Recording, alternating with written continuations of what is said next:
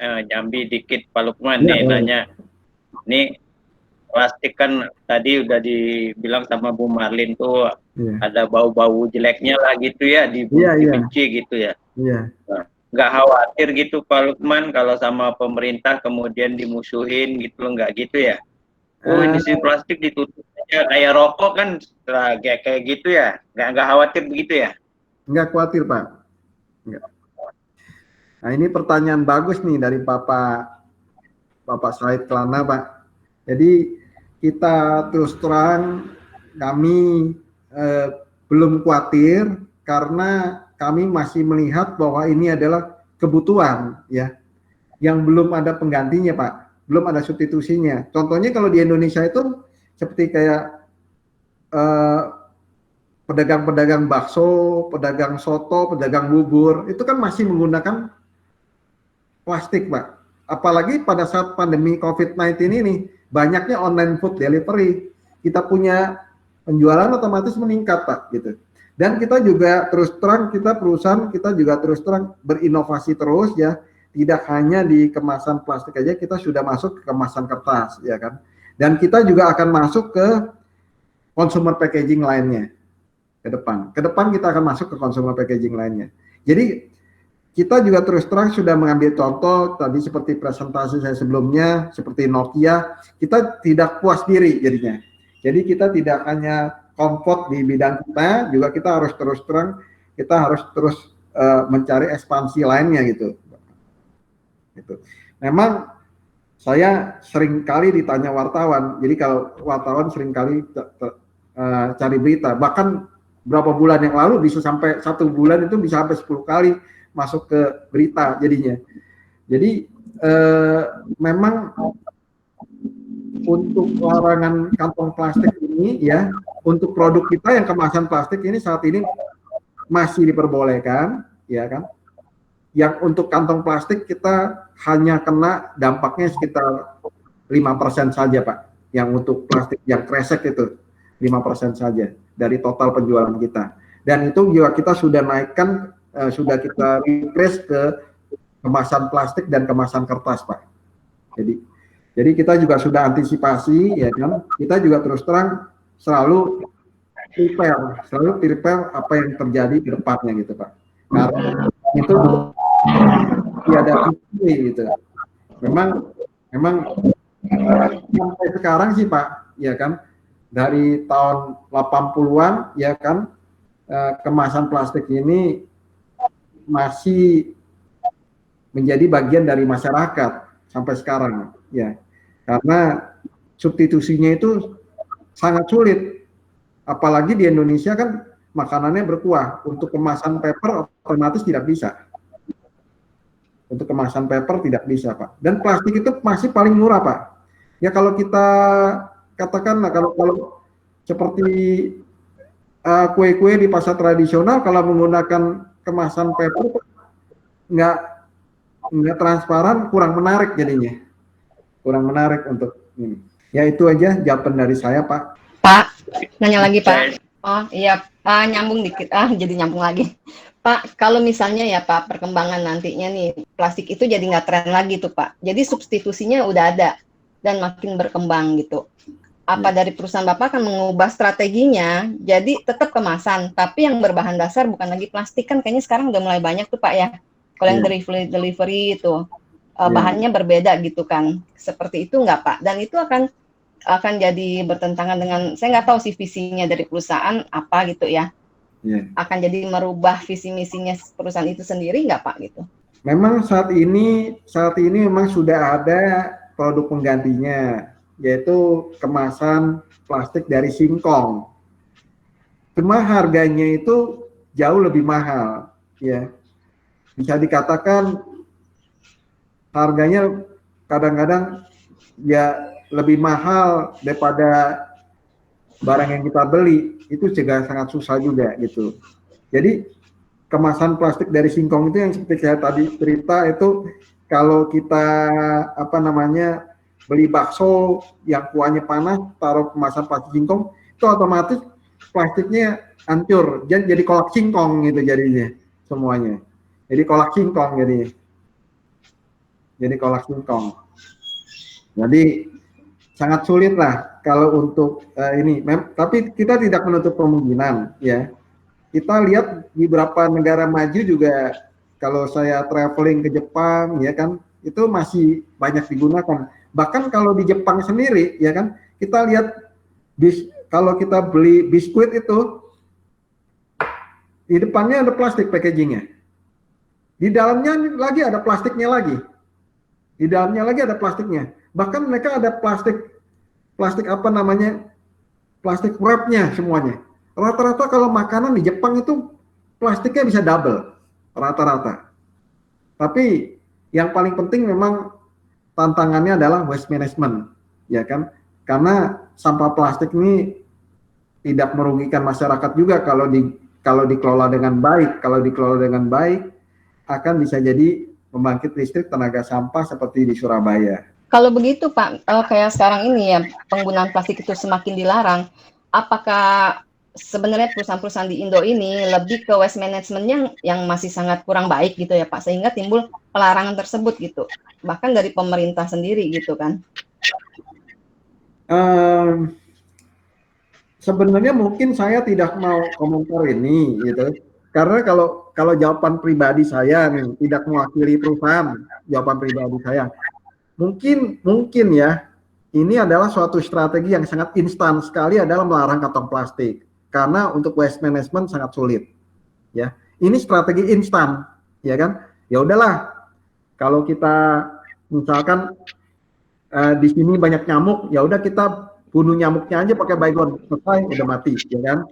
Itu strategi instan. Jadi banyak melakukan suatu strategi instan, ya kan? Ya udah kita larang aja kantong plastiknya. Tapi apakah itu bisa solusi untuk sampah plastik? Bagaimana kalau contohnya ya, kalau ibu beli gula tanpa plastik, susah. Pakai kemasan kertas pasti bocor. Gula itu pasti pakai kemasan plastik. Beli beras pakai kemasan plastik. Indomie pun harus pakai kemasan plastik. Semua harus ada ini.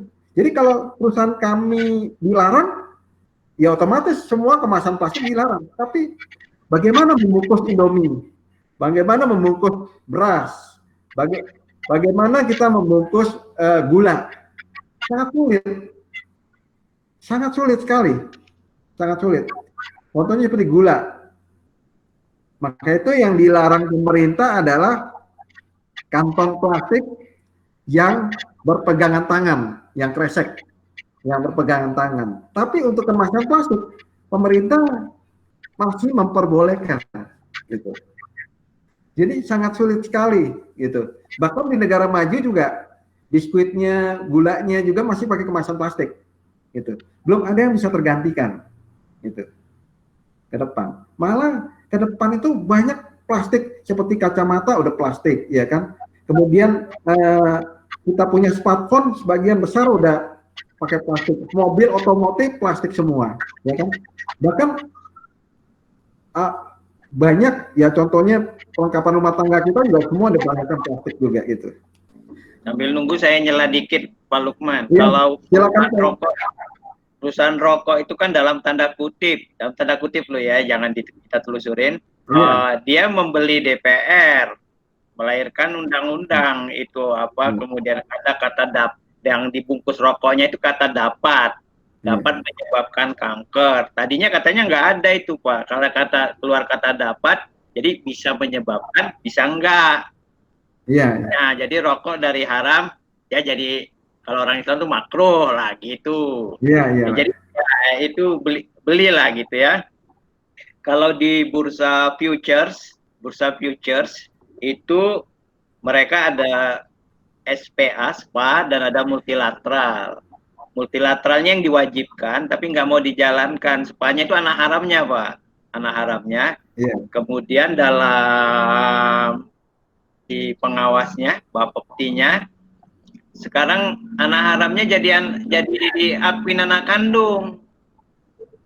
Nah, jadi yang tadinya nggak boleh, sekarang jadi boleh dalam renceranya. Hasilnya 95% transaksi di bursa itu 95% anak haram, Pak.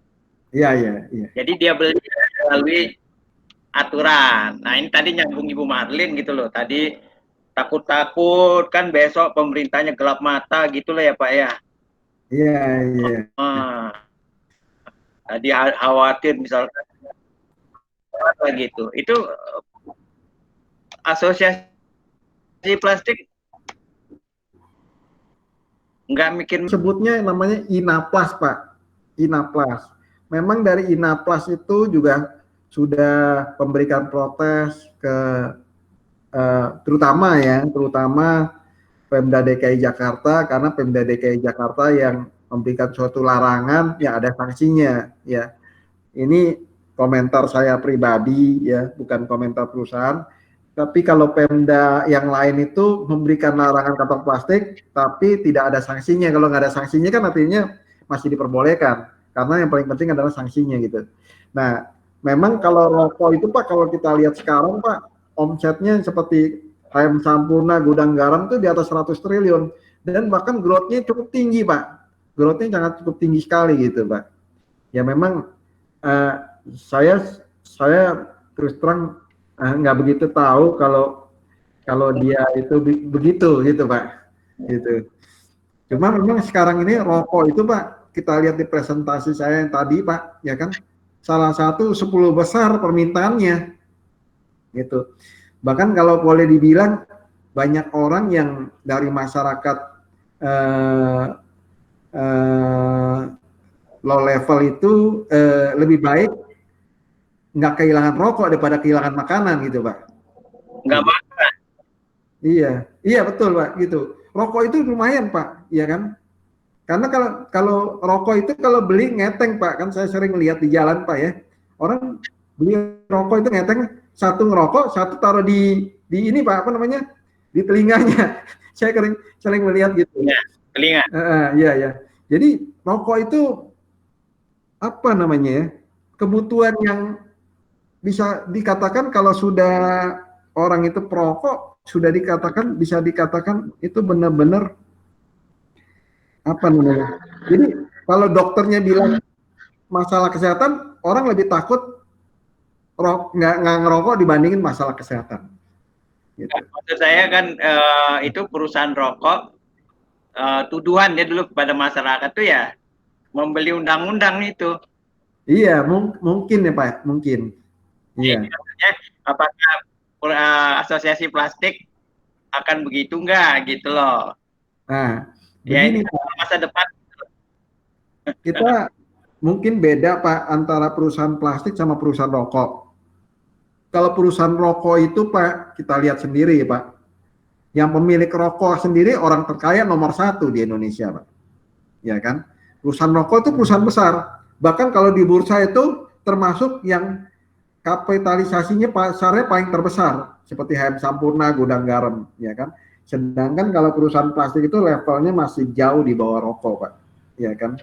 Jadi kita nggak sekuat asosiasi perusahaan rokok, karena 3 perusahaan rokok, ya kan, yang kita tahu lah seperti kan HM Sampurna, Jarum, Gudang Garam, mereka ini termasuk golongan 10 orang terkaya di Indonesia, Pak, ya kan. Sedangkan kalau perusahaan plastik, ya masih mereka lebih besar lah gitu. Mereka lebih besar lah. Kalau lebih besar otomatis pengaruhnya juga lebih besar gitu Pak. Pengaruhnya juga lebih besar. Gitu. Kalau asosiasi perusahaan plastik, kita itu yang market leader di Jakarta. Pesaing kita banyak yang UKM Pak. Iya. Pesaing kita UKM. Nah kalau rokok itu memang mungkin punya deal politik atau gimana, mungkin saya juga nggak tahu pasti gitu, mungkin gitu. Karena kita lihat kan HM Sampurna kan besar, Jarum besar, Gudang Garam besar, gitu. Oke, ayo silakan teman yang lain, mungkin 1-2 pertanyaan lagi buat Pak Lukman.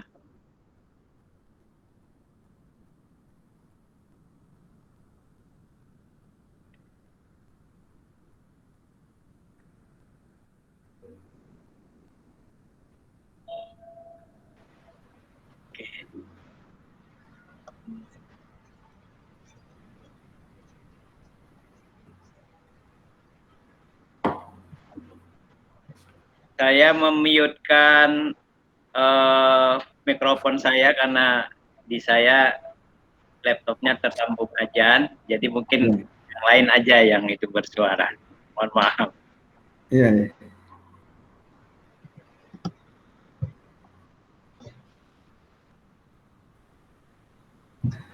Pak Lukman mau tanya.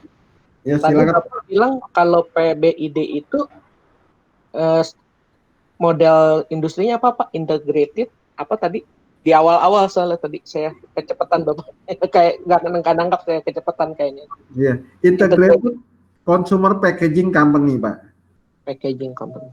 Iya. Kenapa kita disebut integrated, Pak? Karena penguasaan kita itu penguasaannya dari raw material, pabrik, sampai distribusi. Kan ada perusahaan plastik, Pak, dia hanya pabriknya saja, ya kan? Pabriknya saja. Tapi untuk penguasaan raw material tidak ada. Kemudian dia juga tidak punya distribusinya. Sedangkan kita integrated dari raw material, kemudian pabrik sampai distribusi dan logistiknya, gitu Pak. Integrated. Berarti Bapak juga termasuk itu ya Pak ya? Perusahaannya termasuk apa? Bikinin desain ya. Andaikan ada perusahaan baru, andaikan PTA datang gitu. Kita pengen packagingnya bentuknya seperti ini, bisa dimodelin lagi gitu ya bentuknya. Apa yang tergantung model yang ada, biasanya botol atau segala macam.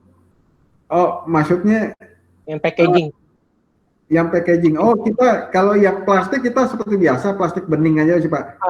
Oh, kalau yang packaging beda lagi perusahaannya. Anak yang perusahaan. Yang packagingnya mana Pak? Yang food packaging. Oh, food pack. Oh, ya food pack kita bentuknya seperti biasa aja Pak. Transparan. Nggak ada gambarnya dah. Oh, nggak bisa dimodelin khusus lagi gitu ya? Kan soalnya kadang-kadang ada beberapa, saya lihat di beberapa tempat itu botolnya bentuknya macam-macam, bentuk kotaknya macam-macam apa segala macam. Oh, kita sih karena kita jualnya kan ke umum Pak ya.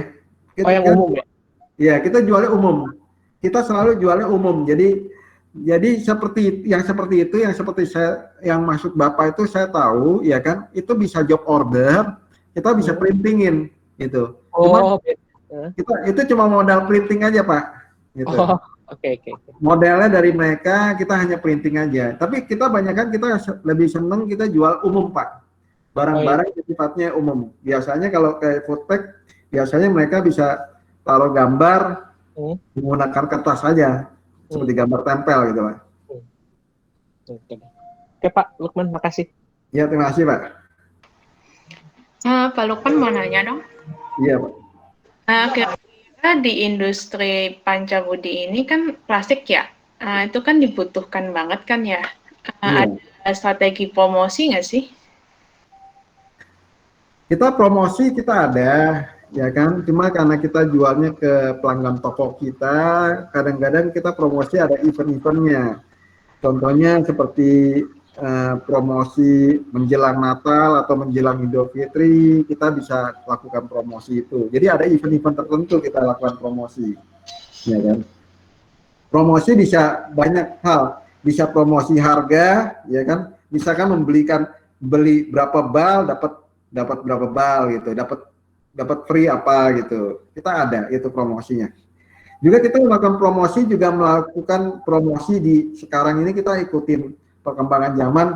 Kita juga ada namanya Facebook, ya kan? Di Pancabudi ada Facebooknya, ya kan? Kemudian ada Instagram juga kita ada. Juga kita ada promosi di YouTube juga ada. Juga kita sempat dulu promosi di iklan di kereta api. Kereta api. Iya, kan kalau di kereta api kan ada TV-nya tuh, kita masukkan iklan di sana gitu. Karena kita incaran kita adalah pedagang-pedagang UKM, ya. Pedagang usaha kecil menengah. Jadi kita punya segmen, otomatis kita iklannya di kereta api, ya kan. Kemudian kita iklan di media seperti media sosial, Instagram, YouTube gitu, ya kan. Nggak mungkin kita iklannya di CNN gitu, terlalu mahal kayaknya. Karena barang kita bukan barang yang lux gitu, ya kan. Nggak mungkin kita iklan di CNN atau CNBC, gitu. Kita iklannya di kereta api jadinya. Jadi banyak kita sesuai dengan segmen kita. Ya, gitu. Oke Pak, terima kasih. Ya, terima kasih. Pak Lukman, Iya, iya Bu. ada tips-tips khusus nggak Pak? Ini sih secara general Pak ya dalam bidang yang manufaktur deh, perusahaan manufaktur yang menengah gitu untuk dia bisa survive nih Pak di masa-masa kayak gini gitu. Iya, Lihat dari pengalaman Bapak gitu ya. iya, betul. Nah, saya mempunyai pengalaman, mungkin ini pengalaman khusus ya. Saya banyak teman sama banker ya. Saya lihat berapa kredit macet itu karena masalah efisiensi aja, ya kan.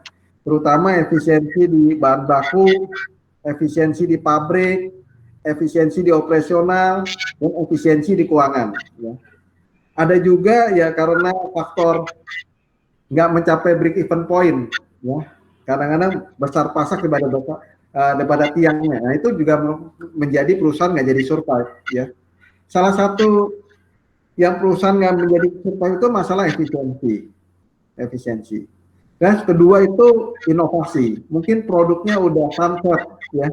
Contohnya seperti kayak industri, ya kita katakanlah industri batu bara. Ke depan itu setelah Joe Biden menjadi presiden Amerika, dia berjanji dalam kampanyenya akan menjalankan clean energy, ya kan? Semua industri yang pokoknya energi yang sifatnya kurang clean, ya seperti batu bara otomatis akan mengalami sunset, ya kan? Terus kemudian industri koran, ya koran. Saya sekarang udah jarang ketemu koran yang paper punya ya, koran digital udah ada gitu. Terus kemudian percetakan buku mungkin udah pakai e-book gitu, udah nggak ada percetakan buku lagi, industri sunset. Terus kemudian ini saya katakan secara pribadi, ya seperti industri TV ya. Sekarang TV saya di rumah udah nganggur gitu, ya. Mungkin saya nontonnya dari smartphone gitu. Nah itu kan mungkin kita juga terus terang kita nggak promosi lewat TV lagi, karena mungkin peminatnya udah mulai berkurang gitu, ya. Kita harus, jadi perusahaan itu harus bisa melakukan survei ke depan itu bagaimana. Contohnya seperti saya baca, seperti kayak Bill Gates, setiap tahun dia pasti menyempatkan waktunya 1 minggu ya kan, untuk memikirkan bisnis ke depan bagaimana, ya kan, future-nya bagaimana. Makanya itu dalam falsafah hidup saya itu tomorrow itu masih misteri. Jadi biasanya orang yang menang itu bagaimana bisa memikirkan ke depan itu, peluang-peluang ke depan bagaimana gitu. Bagaimana peluang-peluang ke depan itu kita menciptakan suatu peluang baru. Ya kan? Nah, itu paling penting. Yang paling penting adalah skala ekonomi, efisiensi. Terima kasih ya Pak. Ya, makasih. Oke, saya kira waktunya masih banyak mungkin yang tanyakannya. Nanti kalau ada hal-hal yang lain bisa lebih lanjut, detail, bisa bertanya ke Pak Lukman. Terutama kalau kiat bisnis, strategi ke depan, strategi menghadapi turbulence ekonomi dan lain-lain. Beliau sudah berpengalaman selama 15 tahun menjadi direktur, jadi cukup banyaklah asap garamnya. Saya hanya ingin mengomentari sedikit. Saya bertemu dengan Pak Lukman ini, kemudian